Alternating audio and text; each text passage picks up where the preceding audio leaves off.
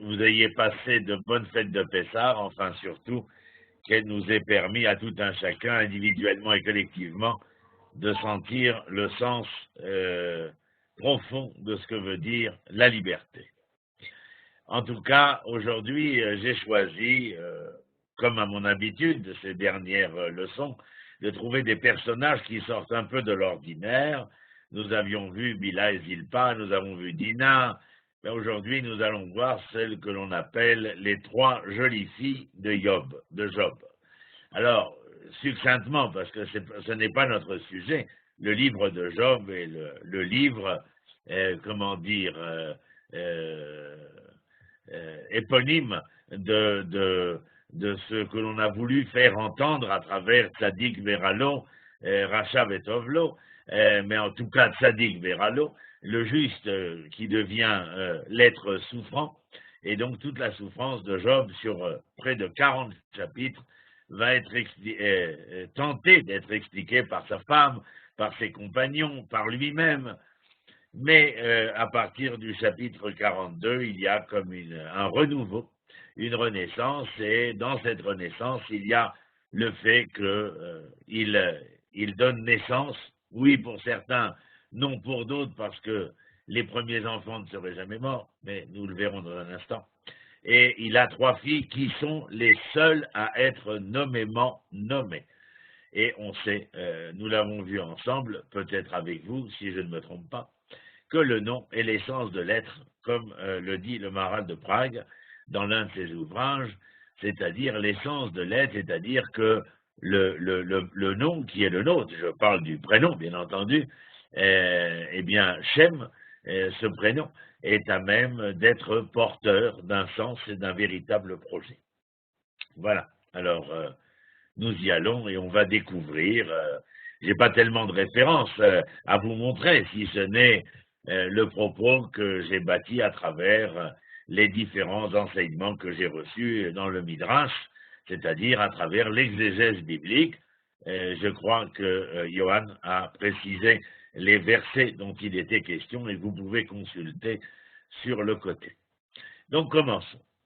Les filles de Job, elles, vont faire partie du véritable tableau final dressé par le livre de Job.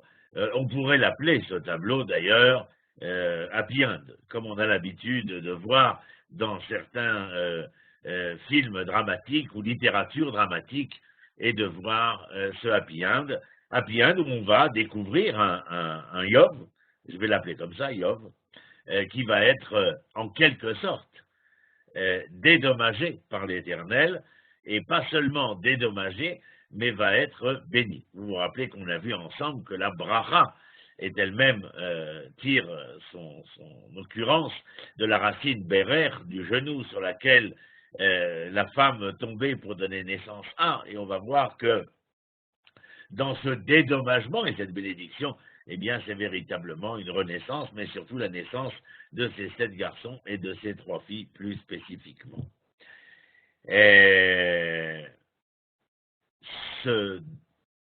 Cette bracha, cette bénédiction, cette bonne parole concrétisée par la naissance ou la réapparition des enfants va compléter en quelque sorte le message cardinal de l'ouvrage de Job, en nous disant que Dieu dirige le monde avec une extraordinaire sagesse, pourrait-on dire, et qui, en clair, eh bien, nous dépasse. C'est le moins que nous puissions dire.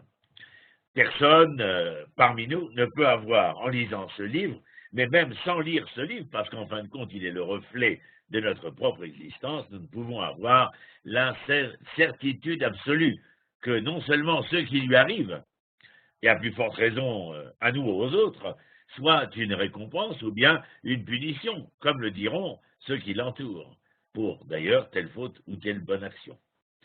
Qui d'entre nous serait à même capable de dire, ça me rappelle dans le livre de Shmuel Bet, lorsque David, dans le cantique de David, dit la victoire me revient parce que je me suis bien conduit, j'ai été le bon homme, en quelque sorte.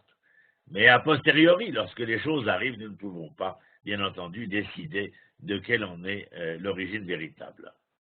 Alors, en tout état de cause, et sans que nous nous perdions maintenant dans les contradictions, il faut savoir qu'il existe un lien entre notre comportement et ce qui nous arrive.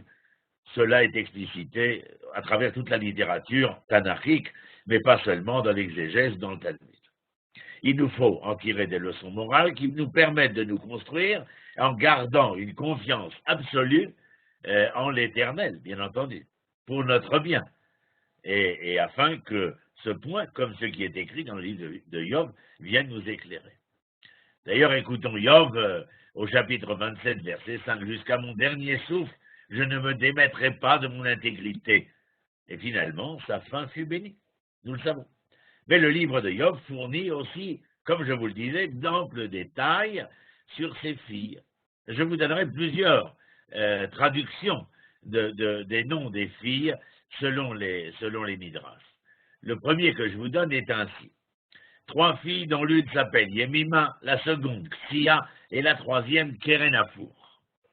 Alors Yemima, la première traduction que je vous donne, c'est clair comme la lumière du jour. Xia, la seconde, nous nous rappelons dans les Ktoret, c'est-à-dire dans les encens du Misbéach, de l'autel au temple, est l'une des plantes odorantes.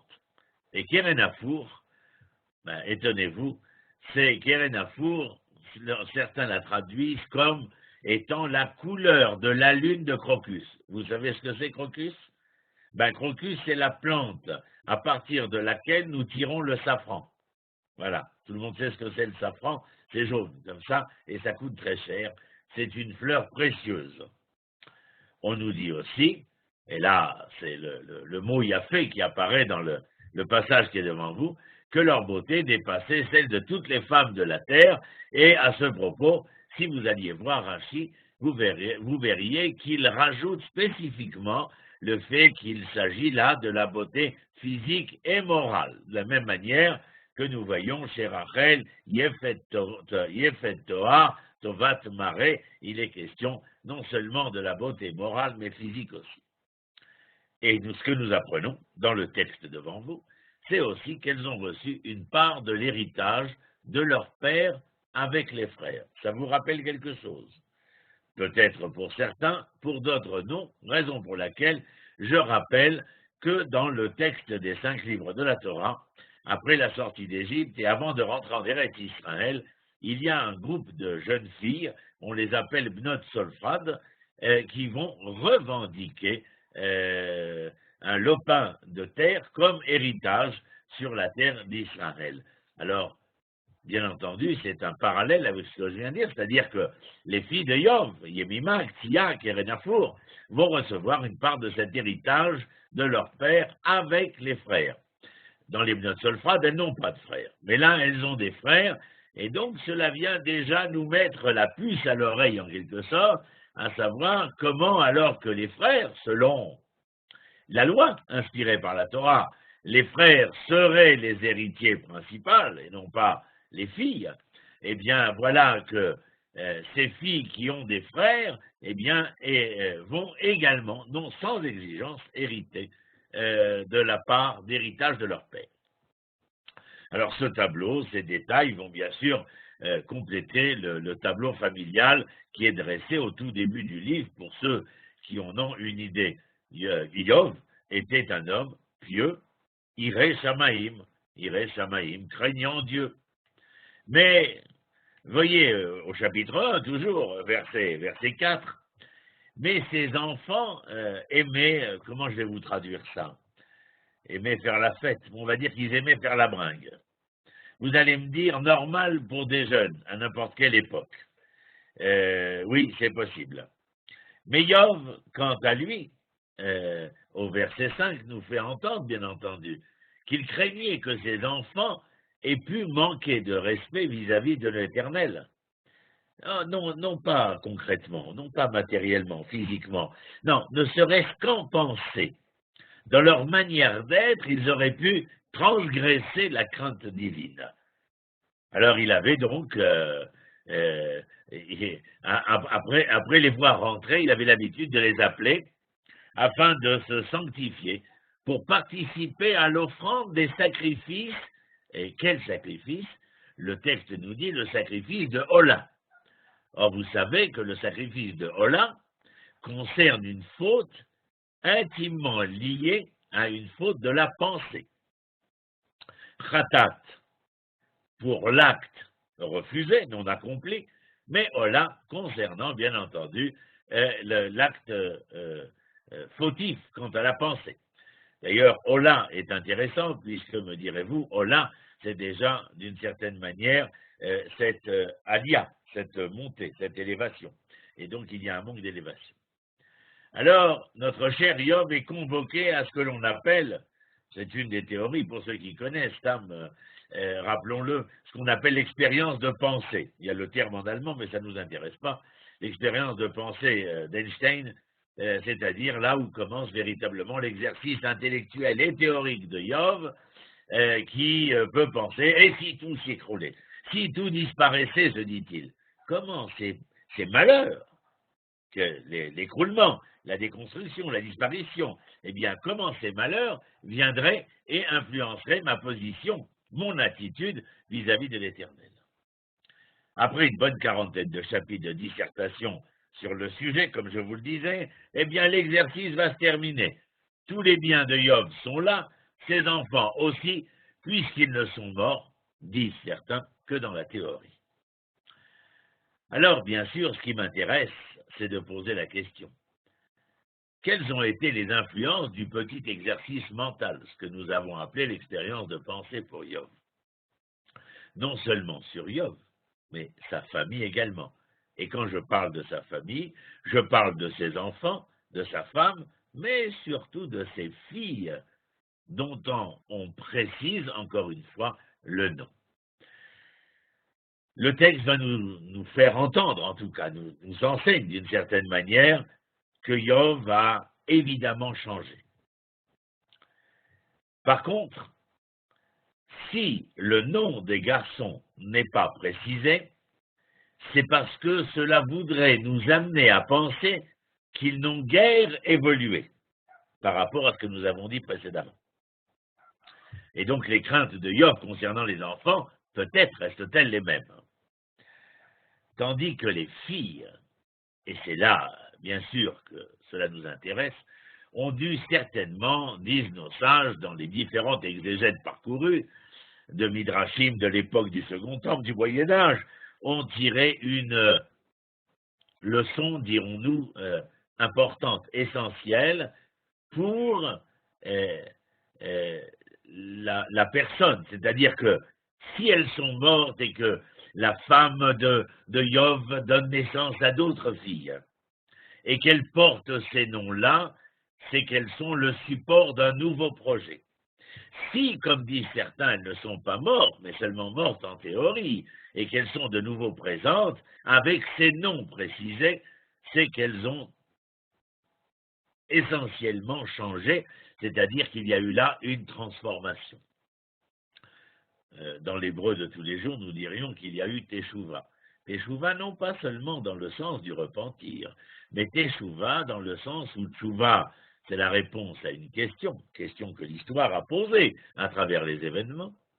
Il y a une Teshuvah parce que si elles ont été capables d'entendre la réponse, alors il y a un repentir par ce qui fut précédemment. Mais s'il y a une réponse et un repentir, c'est donc, comment dirions-nous, eh bien, Teshuvah, à la racine, chouv, c'est-à-dire qu'il y a là un retour. Non seulement la réponse, non seulement le repentir, mais Teshuvah, Teshuvah, et trois occurrences, celle de la réponse, du repentir, mais aussi du retour. Retour, nous pourrions dire, non seulement physique, mais spirituel aussi.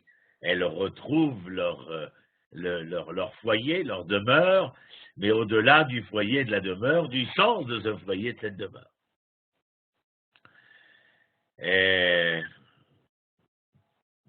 L'héritage spirituel de Yov est, à mon humble avis, passé chez ses filles, et il existe à travers ces noms un véritable message éducatif. Si nous voulons continuer d'approfondir, bien entendu, le message en question, c'est ce que nous allons faire. Il va falloir se référer d'autant plus au rôle qu'ont les filles chez Yov, mais plus que les filles chez Yov, il est très possible que le message féministe, entre guillemets, soit ici inscrit également. Les exigences, il nous faut à nous relever les exigences spirituelles de Yov qui deviennent très élevées et se situent essentiellement au niveau de la pensée, c'est-à-dire de l'approche de l'événement qui a été le leur. Vous savez que nos sages sont divisés sur le fait que, ou bien Yov a existé et il appartient à ceux qui seraient ces hommes qui reviendraient en Eretz Israël pour la construction du second temple, ou bien une autre partie de nos sages pense qu'il n'a pas existé, qu'il est un thème, métaphorique, afin de nous faire entendre, mais dans un cas comme dans l'autre d'ailleurs, les exigences spirituelles concernant cet homme qui nous concerne à nous et qui se situe au niveau de notre pensée. Si Yov est aussi à la recherche d'une sagesse portée par la connaissance, d'une part, mais aussi par la compréhension intérieure des choses qui découlent de cette connaissance. Alors, s'il est à la recherche d'une sagesse portée par la connaissance, et donc de Chokhmah, donc ça je dis Chokhmah, le Maharal de Prague, que vous avez compris que j'aimais particulièrement, Chokhmah, c'est le Koachma, les lettres de la force du quoi, c'est donc de la question. Quand on est à la recherche d'une sagesse qui se veut portée par la connaissance, il faut que nous soyons de ceux qui questionnons.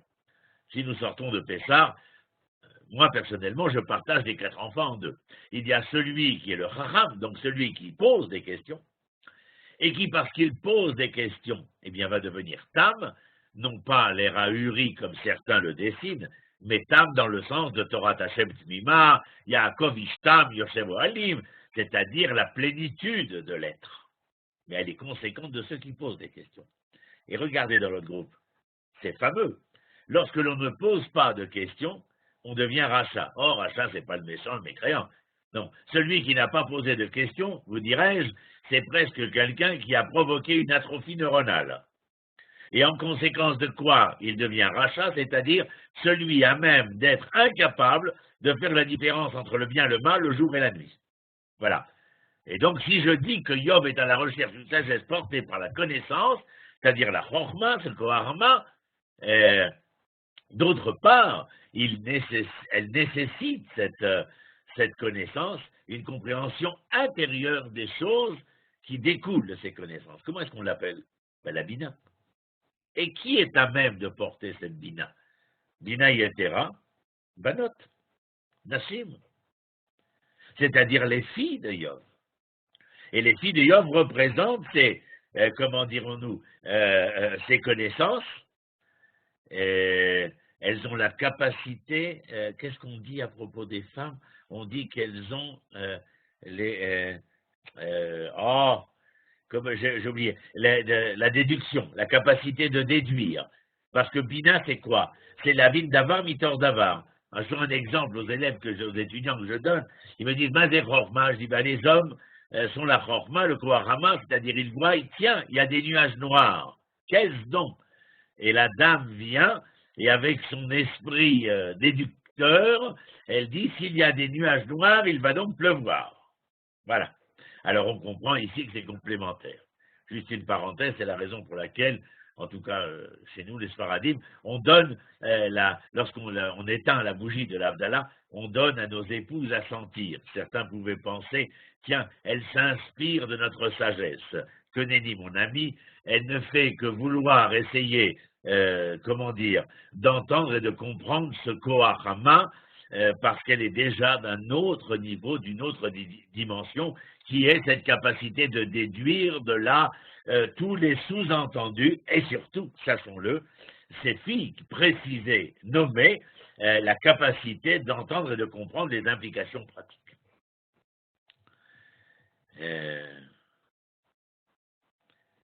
Alors, l'attitude de Yov, qui paraissait tellement acteur dès le début du livre, et même au milieu, vers la fin du livre, il n'est plus le même.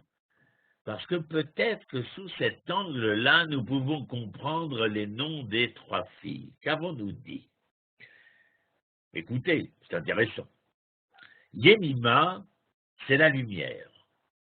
Si je dis que Yemima, c'est la lumière, cela correspond à la menorah du temple, et la menorah correspond à la sagesse qui est entièrement au service de Dieu.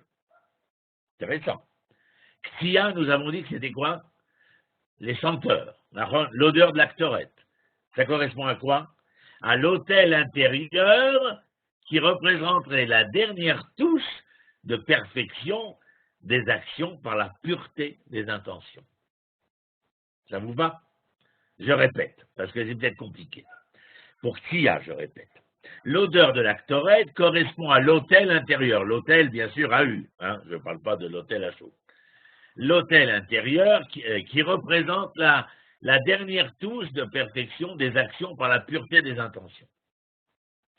Et Kérenafour, nous avons dit que c'est le crocus, de la fleur de printemps de laquelle on tirait le safran. Une couleur royale.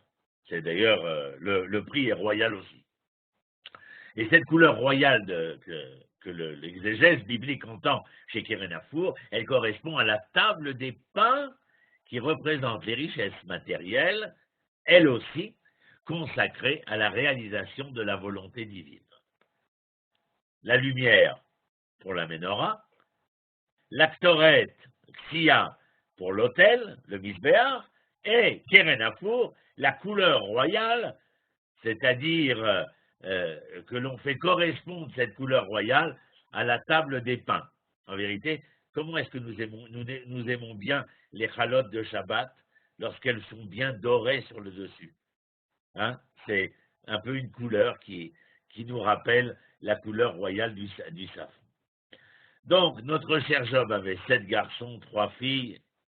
Nous avons dit qu'il n'y avait pas de femme aussi belle que Yemima, Ktia et Kérenafour. Autre traduction qui peut nous intéresser parce qu'elles ont des occurrences, bien entendu. Certains disent que Yemima, c'est la tourterelle. D'autres viennent l'appeler Ktia, on l'appelait fleur de cannelle. On se croirait chez les Apaches. Et la troisième, il l'appelait ombre à paupières. Alors là, on est chez les Sioux.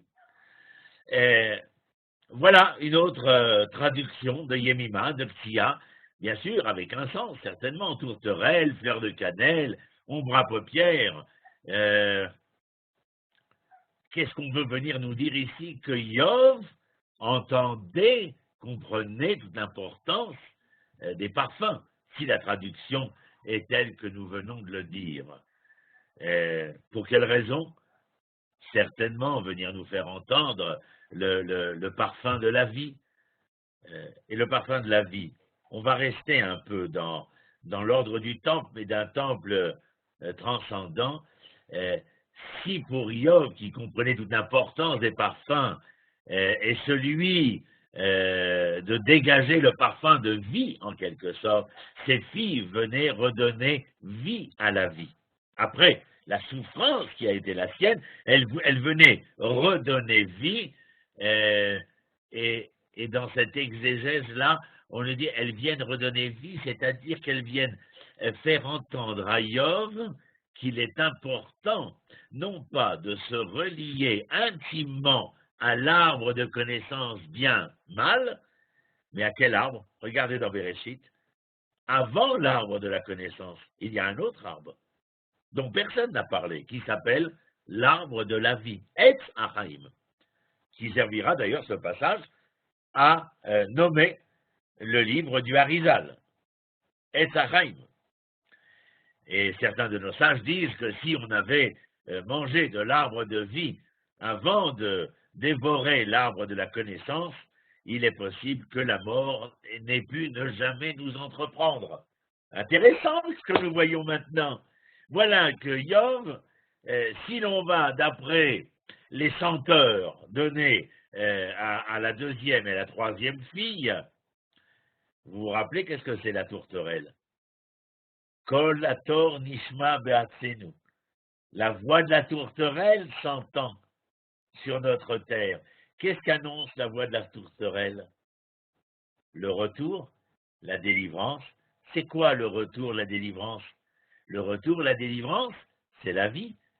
C'est la vie qui reprend corps. C'est la vie qui redevient prépondérante. C'est la vie, mais non plus la vie pour la vie, parce que lorsque nous parlons de la Géoula, nous ne pouvons nous empêcher, pas seulement parce que le Rambam, dans ses 13 articles de foi, nous y oblige, mais nous ne pouvons pas nous empêcher de quoi? De penser à la résurrection. D'ailleurs, pendant Pessah, le Chol HaMoed de Pessah, pas cette année, mais le Shabbat Chol HaMoed, nous lisons aussi dans Triat HaMetim de Yecheskel. Donc, vous voyez où je veux en venir. Lui avait été brisé dans tous les domaines de sa vie avant de comprendre, et parce qu'il comprenait d'une certaine manière qu'il ne fallait pas s'attacher à vouloir comprendre le fossé entre le bien et le mal, ou entre le mal et le bien, mais avant de pouvoir comprendre et entendre, s'attacher à ce qui était à même de donner le fruit essentiel, c'est-à-dire l'arbre de la vie. Alors on se rappelle, je ne vais pas revenir dessus, mais il avait perdu. Qu'est-ce que c'est perdre la vie? En tout cas, pour ceux qui va le morfondre, c'est bien, ses troupeaux, ses enfants, ses serviteurs, il a un ulcère. Excusez le terme médical, il a un ulcère malin et pas bénin, il va lui ronger tout le corps, sa femme va le pousser à maudire Dieu, ses amis vont le ridiculiser.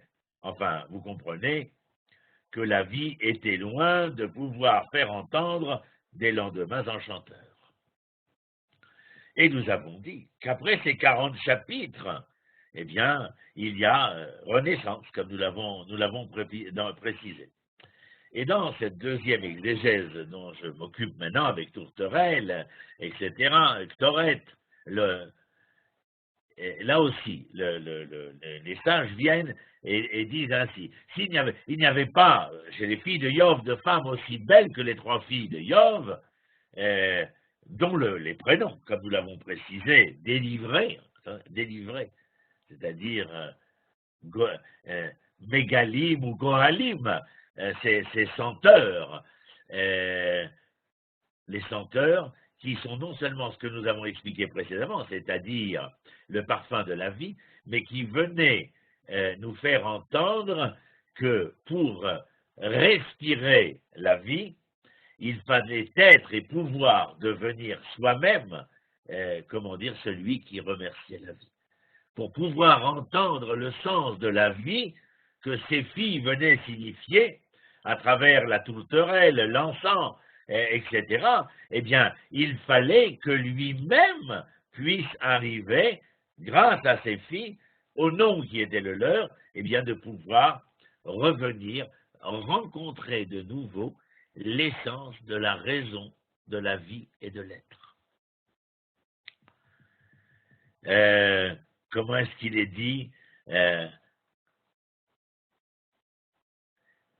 Job dira que, en quelque sorte, que son oreille avait entendu parler de l'Éternel, mais que maintenant, au vu et su des événements qui ont été les siens, que Job a pu voir. Rappelez-vous que la crainte et voir s'écrivent de la même manière. Irait, ira.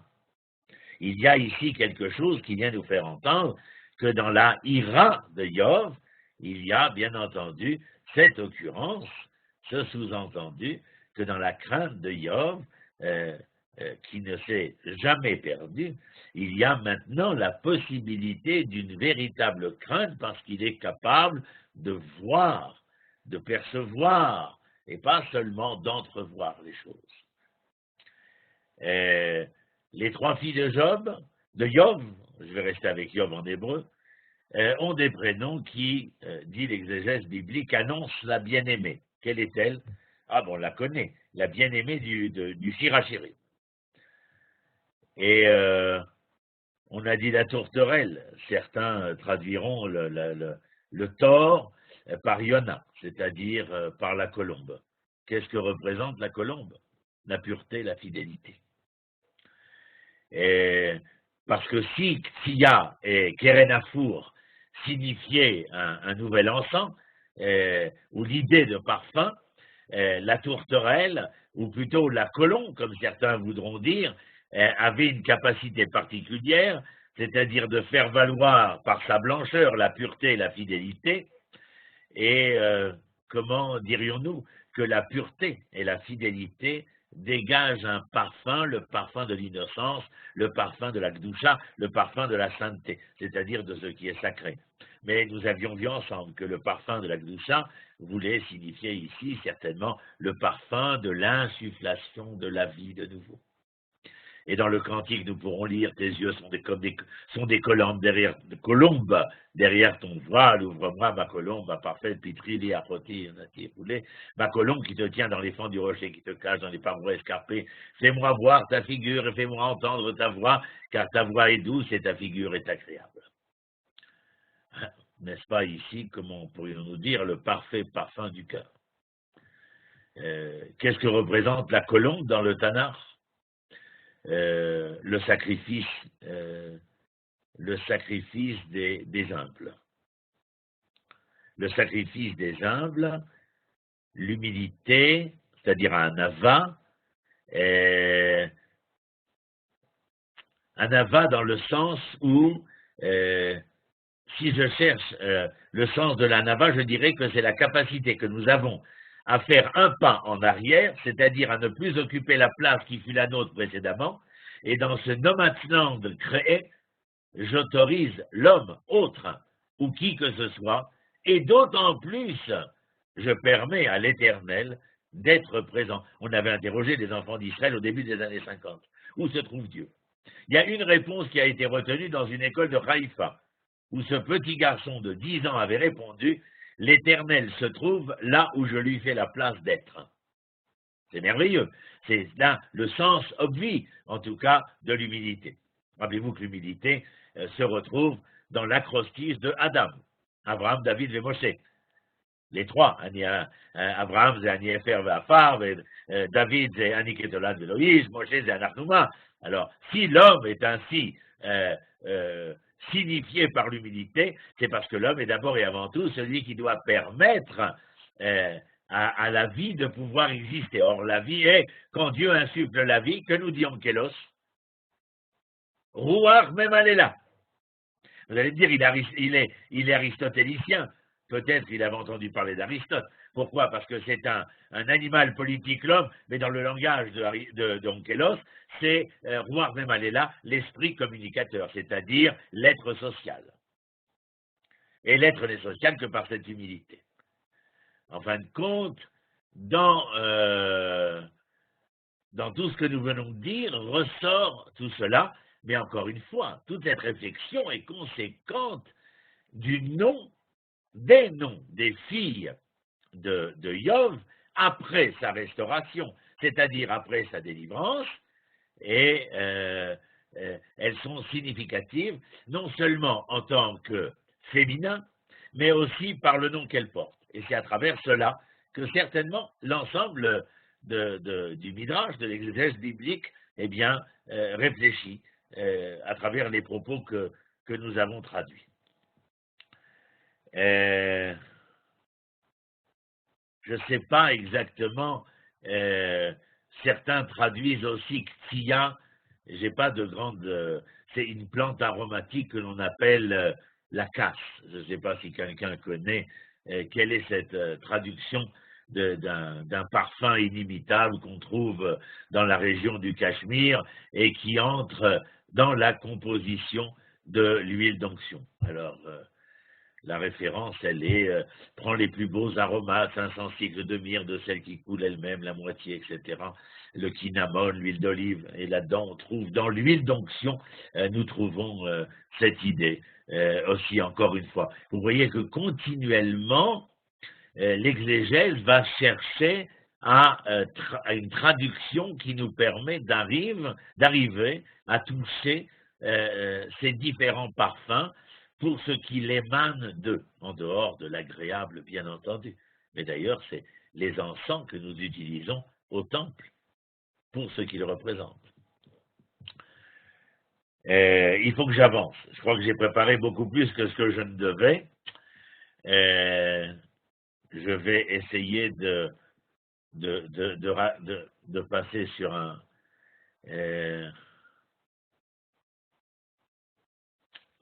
on va essayer de voir cela. Pardon, excusez-moi, j'ai préparé, mais je crois que j'ai préparé un peu. Concernant Yov et cette nomination de ses filles. Ronnie, juste avant, déjà j'aimerais savoir, est-ce qu'il y a des questions, peut-être, des participants? Ben, s'il y a, il faut le dire, hein, sinon je continue. Mais il faut me préciser, sinon, parce que vous pouvez afficher les questions par écrit, vous pouvez faire un signe de la main, donc il n'y a pas de problème. Bon, s'il n'y a pas de question, moi j'ai une question. Est-ce qu'il y a des midrashim qui expliquent pourquoi les 7 garçons, on ne dit même pas leur nom, alors que les filles, oui? Pourquoi cette... Non.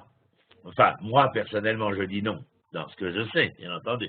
Je ne peux pas dire que je suis exhaustif dans ma connaissance. Donc, de ce que je peux avoir rencontré, entendu, étudié, je n'ai pas trouvé de réponse probante, significative de là. Je vois qu'il y a un attachement de la plupart de l'exégèse biblique concernant celles qui ont été nommées. Et si vous voulez, enfin, comme je l'ai dit tout à l'heure, ces garçons qui reviennent seraient en quelque sorte ces personnages de l'histoire humaine qui, malgré les aléas de l'histoire, n'en auraient tiré aucune conclusion probante pour le devenir de l'histoire. Nous sommes à la fin de la journée de Yom HaZikaron la Shoah. C'est une grande question que nous pouvons poser ce soir.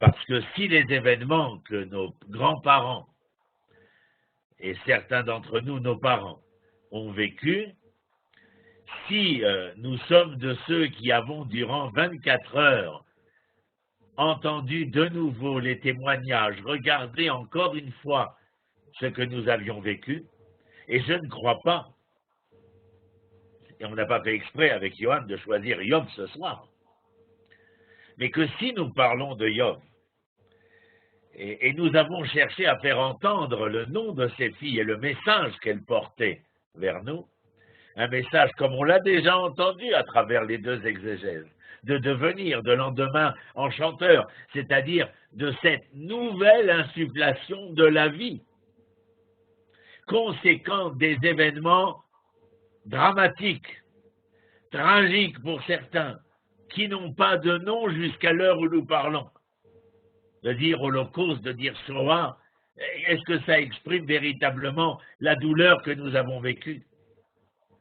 En aucun cas. Mais je dis et je répète, à mon humble avis, si le nom de ces garçons n'a pas été précisé, c'est que derrière, certainement, à mon humble avis, encore une fois, je le dis, qu'il n'y a pas eu une asakat maskanot, c'est-à-dire une réflexion concluante de ce qu'avait vécu Yov. Car dans un cas, on l'a dit tout à l'heure, les enfants sont morts, oui ou non. Alors, s'ils ne sont pas morts, ils ont été témoins du vécu de Yov et du drame qu'il vivait. Et s'ils sont morts et ceux-là sont nés, alors est-ce que ces garçons qui sont nés après la Shoah ont tiré des conclusions de ce que les parents ou les grands-parents avaient vécu? Est-ce que la 2e et 3e génération aujourd'hui a-t-elle tiré véritablement les conclusions? Je ne sais pas. Mais bien avant de devenir l'homme que je suis aujourd'hui en Israël, jeune étudiant révolutionnaire en France, le passage de Madame Simone Veil au dossier de l'écran, c'était dans les années 70, m'avait ému lorsqu'un garçon non juif d'un lycée parisien, parce que le film Holocauste avait été présenté à la télévision française au dossier de l'écran, lorsqu'un garçon, élève d'un lycée français, lui avait posé cette question, Madame la ministre, parce qu'elle était ministre de la Santé, est-ce que cela ne vous dérange pas de participer à un gouvernement qui est en accointance, en collaboration avec d'anciens collaborateurs, dont le célèbre M. Papon.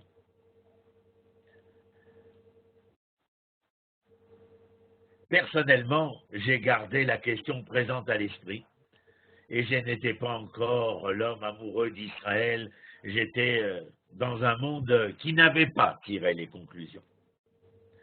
J'étais dans une famille qui n'avait pas tiré les conclusions, malgré un grand-père militaire de carrière et qui avait subi les affres de la débâcle et d'autres choses dont je ne veux pas rappeler le souvenir ici. Mais nous n'avions pas tiré les conséquences, ni nous, ni celles qui passaient à la télé, et nombreux autres.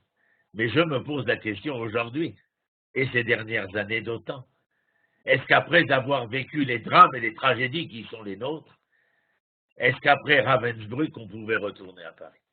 Voilà, c'est ma question. Je crois que les filles de Yom, elles sont significatives dans le sens où, je vais vous donner une troisième source, parce que je sais qu'elle est là quelque part, je vais la voir, voilà, elle est là. Oui. C'est intéressant, parce que la dimension masculine que représentent les garçons, on pourrait envisager qu'elle puisse représenter la notion d'écoute, puisque tu dis depuis tout à l'heure, est-ce que nous avons entendu le message? Et justement, je pense que les garçons qui ne sont pas nommés pourraient ne pas être nommés parce qu'ils n'ont pas entendu. On voit que les noms des filles représentent les yeux, la kétoret avec le nez, le shalom et la bouche, et on n'entend pas, on ne ressent pas la notion d'écoute.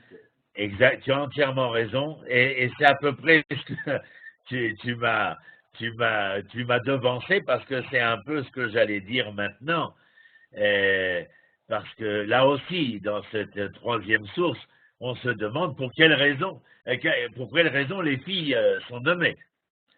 Je vous rappelle les noms, Yemima, Ktia, Kerenafour, et qu'on précise aussi qu'elles étaient très belles.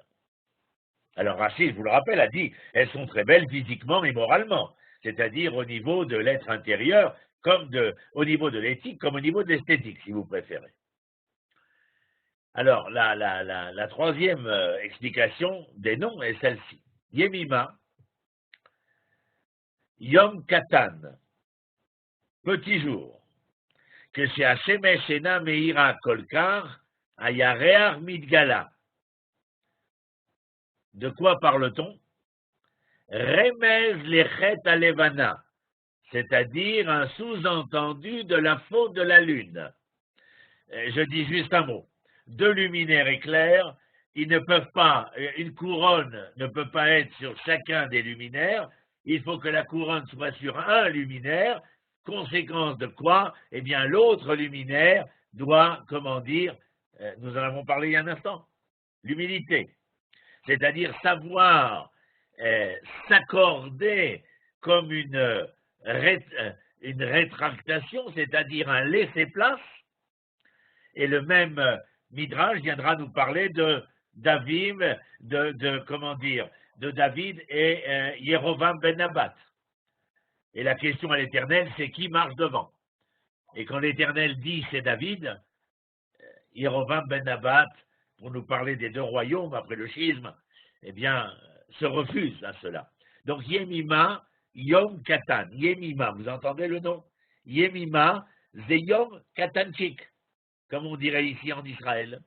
Yemima, Yom Katan, Hashemesh Ena Meira Kolkar, Ayarear Midgala.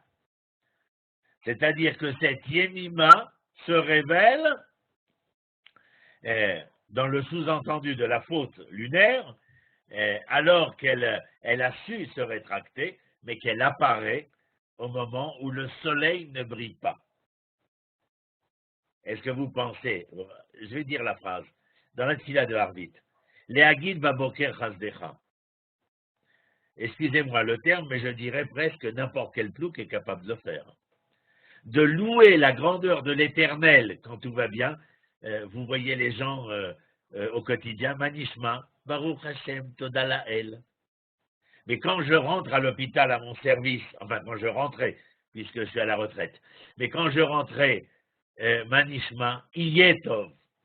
Ça veut dire quoi? Ça ira bien. Mevarech à la ra'a, keshem she mevarech à la tova, gmara brachot. Baruch Dayan Haemet, c'est afin de te dire qu'il est le même là et là. Alors, les Hagid Baboker Chazdecha, Kol Echad, chacun peut le dire.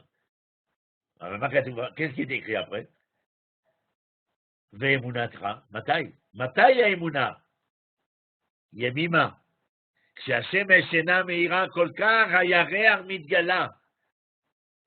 De faire valoir la lumière de la lune. C'est son tikkun de grandeur lorsque nous sommes capables, au moment où tout est obscur, de pouvoir donner un nouvel éclairage. La seconde, parce qu'il faut bientôt terminer. Ktia, que dit le Midrash? Shel Tehenim. Tehena, c'est la date en français, la figue en français, d'accord? Mekavele Etzadat Sheaya Tehenim, d'après ce Midrash. Le Etzadat, l'arbre de la connaissance, serait référent à serait porteur d'un fruit qui s'appelle la figue. Et quel est le remède? Quel est le sous-entendu? Remède de Isura Achila Mietzadat, de l'interdiction que nous avions de devoir manger de l'arbre de la connaissance. Et Ktia, c'est ce qui sert d'encens, et comme nous l'avons précisé précédemment, cet encens est à même de parfumer quoi? L'insufflation de la vie. Zetikun. Et Sachaim, Metaken, comme on dit, vient racheter et réparer Et Sadahat. Pas parce qu'il ne faut pas de Et Sadahat, mais vous ne pouvez, en quelque sorte, je dirais, c'est zoharique, bien entendu, c'est ésotérique, mais dans le sens où, s'il y a une possibilité de manger de l'arbre de la connaissance, ce n'est qu'après l'avoir dégusté de l'arbre de la vie. Pour ne pas que la connaissance se fourvoie, et le premier fourvoiement, c'est qu'elle fasse de toi l'être mortel, c'est-à-dire l'être fini. Qu'est-ce que j'ai encore à dire? Kerenafour. Et tu en as parlé il y a un instant. Tikkun ha'enaim shel chet Adam Harishon. Ze Kerenafour. Si on traduit véritablement, littéralement, Kerenafour, c'est cet encoin, c'est-à-dire, ça peut être ce qui devait rayonner a été renversé, c'est-à-dire que la lumière est devenue obscure. Par quoi? Tikkun Ena. Donc le nom qu'elle porte et qui vient rappeler la faute de Adam Harishon, eh bien le nom qu'elle porte est à même d'éveiller en nous le tikkun de l'œil, c'est-à-dire du regard que nous portons sur la vie. Et le regard a été porté sur la connaissance et non pas sur la vie. En fin de compte, je vois qu'il y avait plein d'autres choses à dire.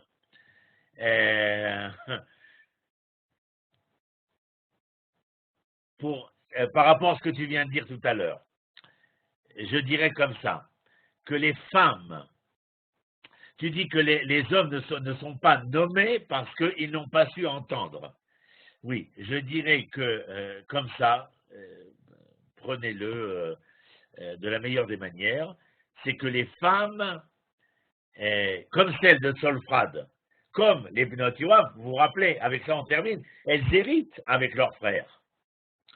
Si elles héritent avec leurs frères, et qu'elles sont celles que nous avons décrites depuis 1 heure, eh bien c'est qu'en vérité, eh bien, nous pouvons dire que les femmes se sont préoccupées énormément d'asseoir, de concrétiser l'identité nationale d'Israël. Pourquoi? Parce que nous parlons de Achiza Ba'aretz. C'est-à-dire, elles ont pu entendre et comprendre pourquoi. Parce qu'elles ont non seulement cet esprit de déduction, mais l'esprit de déduction en question, cette bina, est à même de nous rappeler, je vois des nuages noirs. Qu'est-ce qu'elles entendent? Eh bien, il va pleuvoir. C'est concret. Et là, nous parlons de Achiza Ba'aretz, c'est-à-dire qu'elles, en quelque sorte, elles viennent dire au Père, eh bien, à travers ce que nous avons expliqué, éclairé dans l'obscurité, être à même de venir et d'entendre ce que veut dire, cet arbre de vie, et Shektia, de venir et de racheter la faute du Etzadat. D'un côté, il faut manger de l'arbre de vie pour pouvoir déguster la connaissance, et d'un autre côté, de venir nous dire, avec Keren Afour, attention à la pulsion qu'il y a derrière l'œil, et de vouloir dévorer la connaissance sans y mettre aucun souffle de vie, sans l'essence de la vie. Alors, oui, les femmes sont à l'écoute. Elles sont le plus pragmatiques, le plus déductives possible, parce qu'elles sont celles qui nous permettent d'asseoir foncièrement. Je vous rappelle juste une chose. Lorsque nous avons traversé la mer, nous disons Azia Shir Moshe. Et après le Azia Shir Moshe, qu'est-ce qu'il y a marqué? Vatikar Myriam et Tatof, que Myriam a pris les tambourins. Mais rappelez-vous, lorsqu'elles prennent les tambourins et qu'elles se mettent à danser la farandole et à chanter, et le verset suivant, c'est comme on leur a demandé pourquoi chantez-vous et dansez-vous. Et elles répondent Kigao, Gaa, Sous, Verormo, Rama Bayam, etc. Ce qui s'est passé dans cette traversée. Et que le dit le texte? Vata'an lahem. Dans la grammaire hébraïque, si les femmes parlaient aux femmes, elles auraient marqué Vata'an lahem. Alors s'il est marqué Vata'an lahem, après Vata'an lahem, Kigao, Gaa, Sous, Verormo, Av Yashir Moshe Ubnei Israël. C'est un drache, un force, comme vous le voulez, absolument fantastique, extraordinaire. Et donc là aussi, dans cette exégèse-là de Shiratayam, il y a une volonté de faire valoir le profil féminin. Si vous me demandez à moi, en tant que prof d'historiosophie tanachique, je vous dirais quels sont le fil d'Ariane du Tanar depuis Bereshit jusqu'à la fin. Et je n'ai aucun problème à le prouver à qui le voudrait. Mais d'ailleurs, Ronnie, la femme de Yov, elle a un rôle essentiel, parce qu'en fait, elle lui dit de maudire Dieu, mais le mot d'après, c'est qu'elle lui dit de mourir. Et cette mutation dont tu parles depuis le départ, c'est véritablement, enfin moi je l'entends comme ça, je ne sais pas si c'est juste, mais c'est véritablement ce retournement dont tu parlais tout à l'heure, à laquelle c'est elle qui l'invite à ça. Oui, elle l'invite à ça, et c'est vrai que la question avec cette femme, est-ce qu'elle l'amène à maudire et à mourir? Mais est-ce qu'il n'y a pas là une provocation à amener Yov, justement, à ne pas rester dans cette dimension du juste qui se dit, mais comment aurais-je à souffrir alors que je suis juste, que je suis attaché, lié essentiellement à ces mondes transcendants? Mais elle, qui est ce qu'elle est, et d'ailleurs le tikkun avec ses filles dont nous parlons depuis une heure, qui sera de venir et de lui dire, regardez, je vous donne simplement une des conclusions du Rav Shaki où il dit comme ça, Anashim asku arbe ba'alat erech haleumiyut, entre parenthèses, achizat ba'aretz, veilu akvarim asku yoter bedatiyut Torah ou mitzvot. C'est-à-dire que les femmes étaient très terre à terre, alors que les hommes persistaient dans le ciel à ciel. Mais l'un comme l'autre sont impossibles.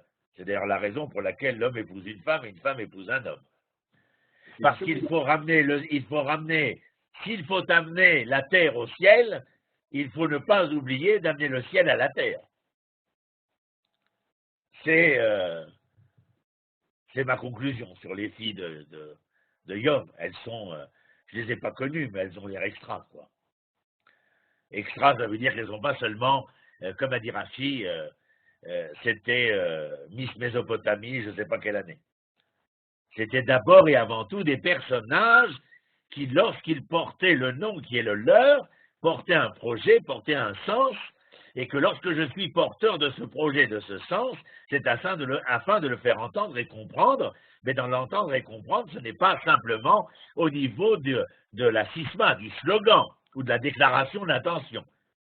C'est dans la force de pouvoir réaliser, concrétiser, de la manière la plus franche qui soit, le projet, le sens.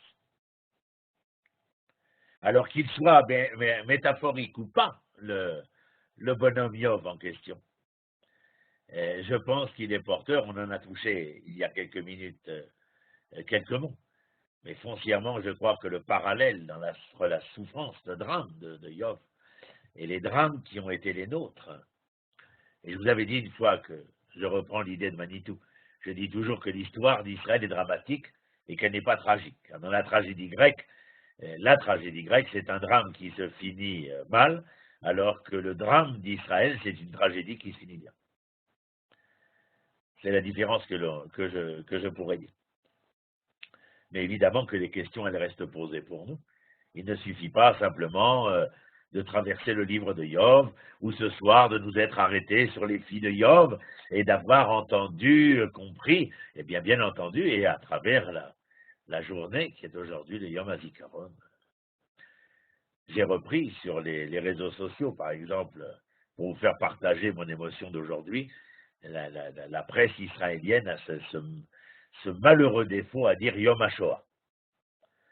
Et moi, ça me fait bondir parce que je dis quoi, vous y aspirez? Yom HaZikaron, la Shoah, c'est le jour du souvenir de la Shoah. Mais nous n'avons aucune aspiration à une journée de la Shoah. C'est quoi cette ineptie? Alors, Yom HaZikaron, et c'est très important le mot Zikaron, parce qu'il y a dans sa racine Zachar, celui qui ensemence afin de pouvoir donner naissance.